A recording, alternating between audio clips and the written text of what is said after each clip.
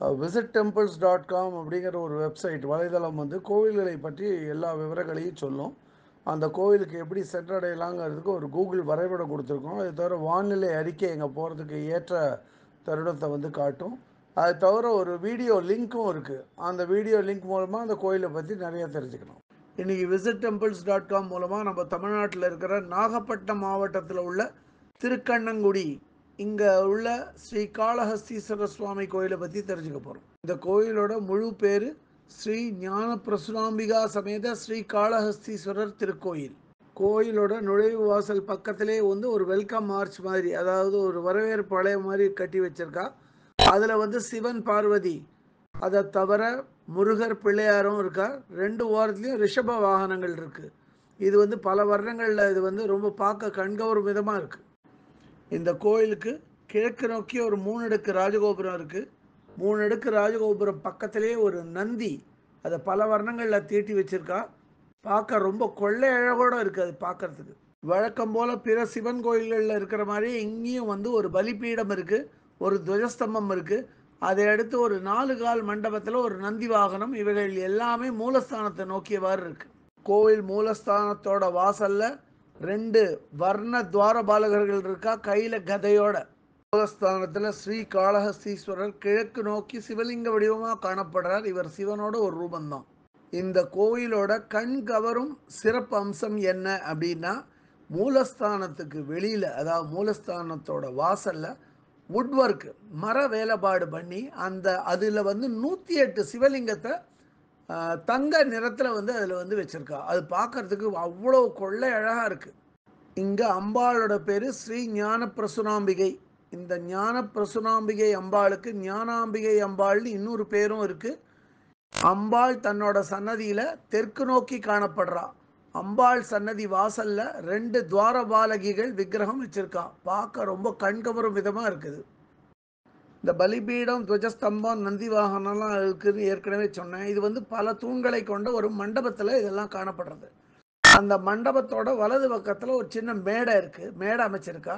அந்த மேடையில் பிள்ளையார், முருகன், சிவன் பார்வதி, இன்னும் பிற தெய்வங்களோட படங்களை பல வர்ணங்களில் பிரமாதமாக வரைஞ்சி வச்சுருக்கா. இந்த இடத்துல வந்து சுப நிகழ்ச்சிகள், இந்த கோயில் சம்மந்தப்பட்ட நிகழ்ச்சிகள் இதெல்லாம் நடத்தலாம். அந்தளவு வசதியாக இருக்குது. இந்த கோயில் மிக பழமையான கோயில்னு சொன்னோம்.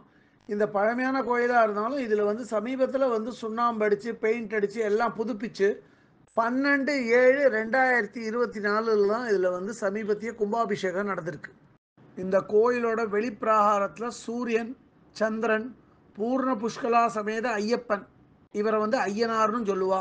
ஸ்ரீ விஸ்வநாதர், ஸ்ரீ அன்னபூரணி, வள்ளி தேவசேனா சமேத சுப்பிரமணியர், ஸ்ரீ கஜலக்ஷ்மி, கஜலக்ஷ்மியை மகாலட்சுமின்னு சொல்லலாம், மற்றும் ஸ்ரீதுர்கை, இவாளுக்கெல்லாம் தனித்தனி சன்னதி இருக்குது.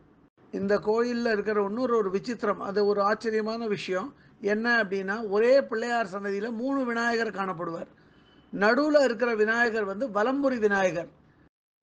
அவருக்கு 2 பக்கத்துலையும் இருக்கிற விநாயகர் வந்து சாதாரணமாக இருக்கிற விநாயகர். அதாவது ஒரே சன்னதியில் 3 விநாயகர் இருக்கார், ஒரு வலம்புரி விநாயகர் உட்பட. இவ்வளோ சன்னதிகள் சொன்னோம். இந்த சன்னதிக்கு மேல் பக்கமாக வந்து 63 நாயன்மார்களோட படம், அதை தவிர 4 படங்கள்லாம் பல வர்ணங்களில் பிரமாதமாக வரைஞ்சி வச்சுருக்கார். பார்க்குறதுக்கு ரொம்ப கண்கவரும் விதமாக இருக்குது. இங்கே நவகிரகங்களுக்கு தனியாக ஒரு நவகிரக சன்னதி இருக்குது. அதே மாதிரி ஒரு யாகசாலையும் இருக்குது. யாகசாலையில் யாகம், ஹோமம் இதெல்லாம் வந்து பண்ணலாம். அது பக்கத்தில் ஒரு வாகன அறையும் ஒன்று இருக்குது. கோயிலோட வாகனங்கள்லாம் அந்த அறையில் பத்திரமா வச்சு பூட்டி வச்சுருக்கான். இந்த கோயிலில் வந்து காளஹஸ்தீஸ்வரர் நமஸ்காரம் பண்ணுறது ஆந்திராவில் இருக்கிற ஸ்ரீ காளஹஸ்தி கோயிலில் போய் அங்கே இருக்கிற காளஹஸ்தீஸ்வரர் நமஸ்காரம் பண்ணுறதுக்கு ஒப்பாகும்.